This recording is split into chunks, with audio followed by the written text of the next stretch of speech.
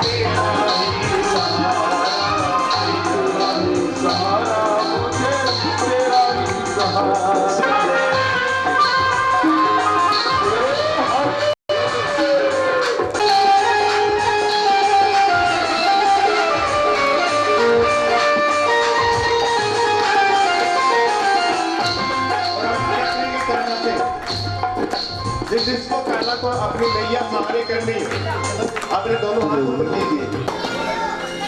तो आप अड़िग रहे और हम जीत गए। बोले बाके बिहारी लाल की अंधियारी रातों में काना बिजली कड़कड़ करके डूब न जाए नैया मेरी दिल मेरा ये धड़के। इस बात को सुनकर सावरे को तो आना ही होता है। इसलिए आइए कथा में प्रवेश करें। नमन किया और उस दिन कोई फैसला नहीं हुआ।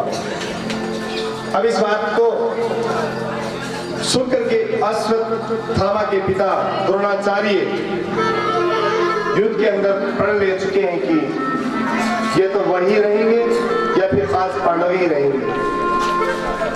कुंती को चिंता होने लगी, कृष्ण से कहने लगी कि कृष्ण, अश्वत्थामा जैसे वीर इस पृथ्वी पर बहुत ही कम है, मुझे नहीं। और एक मन के अंदर वो भाव जागृत नहीं हुए। मैंने पहले भी बताया है कि साक्षात बाके बिहारी हमारे मध्य में पधारे हैं, तो इस प्रकार से स्वागत करोगे। ऊपर हाथ कीजिए सभी। स्वागतम कृष्ण, स्वागतम कृष्ण, स्वागतम कृष्ण, शरणागतम कृष्ण।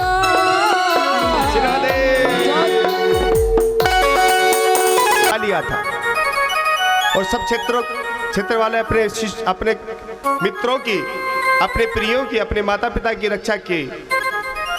उसी प्रकार ये जो बरसात हो रही है भगवान जरूर आएंगे, इसे रोकेंगे क्योंकि आज उसका जन्मदिन जो है।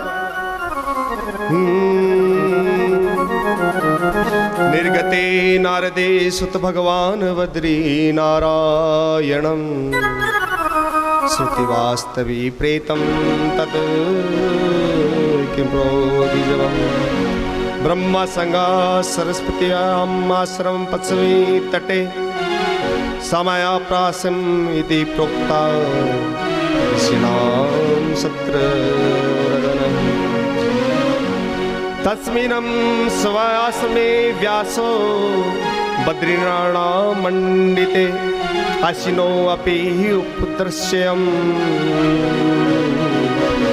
प्रणित्यो मनास्वयं भक्ति योगेन मनसि समयक प्रणीहितं मले अस्वितं पुरुषं पूर्वं मायां चेतत्वयाश्रमम्। बद्रीनारायण के क्षेत्र में कपिल देव महाराज हैं, वो अपने शिष्यों को कह रहे हैं कि जब भगवान की भक्ति मन के अंदर जागृत हो जाती है तब मन कभी रोने लगता है, कभी नाचने लगता है, कभी गुमसुम हो जाता है। उस भक्त की स्थिति वो अलबेली हो जाती। जो भक्त होते हैं वो अपने बस में नहीं रहते फिर, क्योंकि जो ही मेरे कृष्ण का नाम उनको सुनाई देता है तब उसकी मस्ती में डूब जाते हैं और उनके मन में भक्ति जागृत हो जाती है। इसलिए कपिल देव महाराज कहते हैं कि भक्त की जो मन की गति है वो बड़ी ही गुड है, उसे कोई समझ नहीं पाता है। इसलिए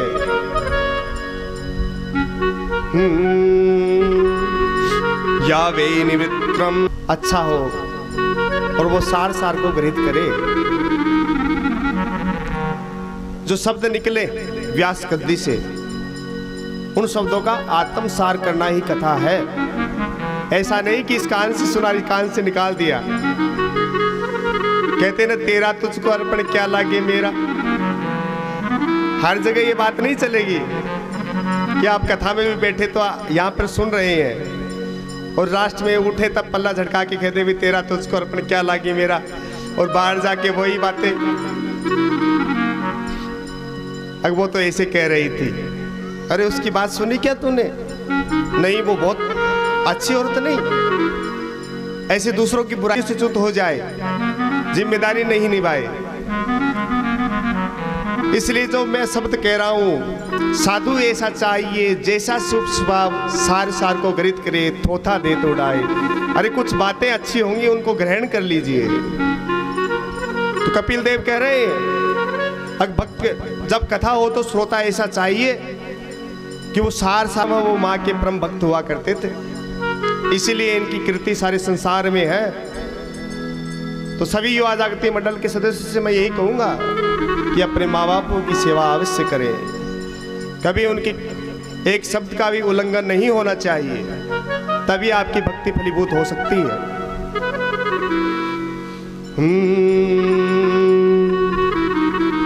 आत्मा रामस्य मनयो निग्रंथा अपुरुक कर्मे कुर्वन्ति त्रिकं भक्तिमथं भूतगणो हरि।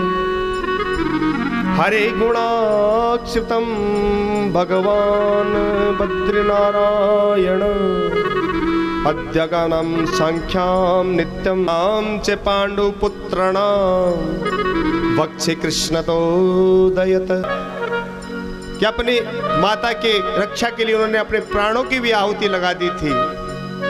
ऐसे इन पांडवों की कथा मैं तुमको सुना रहा हूं। और आगे क्या कहने लगे,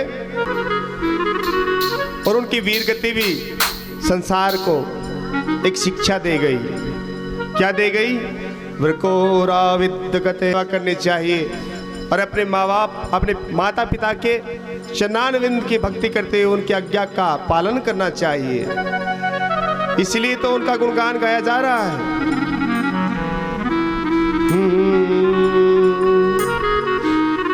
इसी प्रकार कहते हुए आगे, जो भक्तों से अनहित किया, संतों से दुराचार किया, उसकी सजा भगवान के भक्तों ने उसे दे दी और कृष्ण के साथ मिलकर अक्षैणिक सेनाओं से कौरवों का विनाश कर दिया।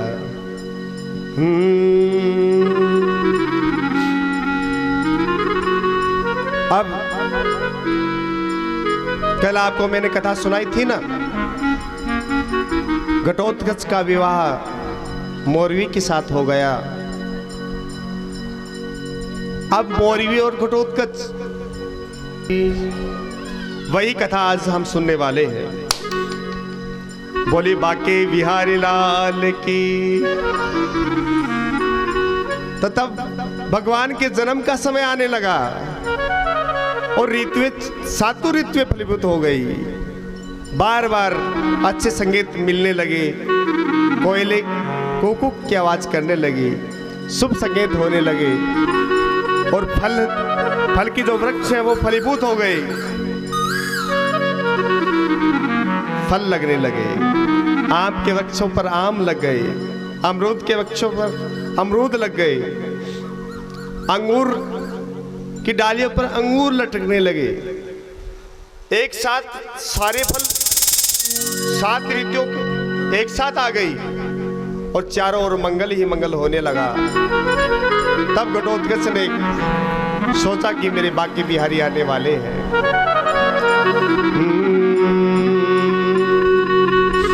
कृष्ण कृष्ण महाबाहो भक्तानां भय हरम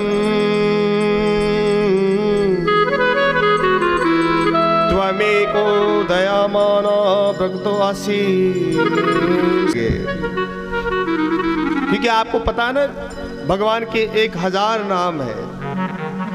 जब भगवान प्रकट होते हैं तो जब नामकरण ब्राह्मणों से द्वारा कराया जाता है और त्रिकालदर्शी जब ब्राह्मण वहां पर बैठे रहते हैं तो कहते हैं कि क्या नाम दे इसका। त्रिभुवन स्वामी है वो, इसके नाम भी अनेक है, एक नाम के नहीं अनेक नाम, अनंत अनंत नाम है। ग्रंथ भी नेति नेति कहकर पुकार देते हैं कि इतना है नहीं, बहुत ज्यादा है, इसलिए हम क्या नामकरण करें इनका। त्वयमागम पुरुषम साक्षी कि जब भगवान ने अवतार लिया तो चारों ओर से मंगल ही मंगल होने लगा और 7 ऋतुएं एक साथ फलीभूत हो गई। वृक्ष फल से लद गए और अनेक ऐसी ऐसी युक्ति होने लगी। कोयल बोलने लगी, मयूर की आवाज आने लगी, बड़ा ही मंगल होने लगा। वेददम द्रोणपुत्रस्य ब्रह्म सुनाई। कृष्ण ने वचन दे रखा था 5 पांडवों को कि तुम्हारा बाल भी बाका नहीं होने दूंगा। इस बात को सिद्ध करते हुए कृष्ण ने सोचा कि यदि हम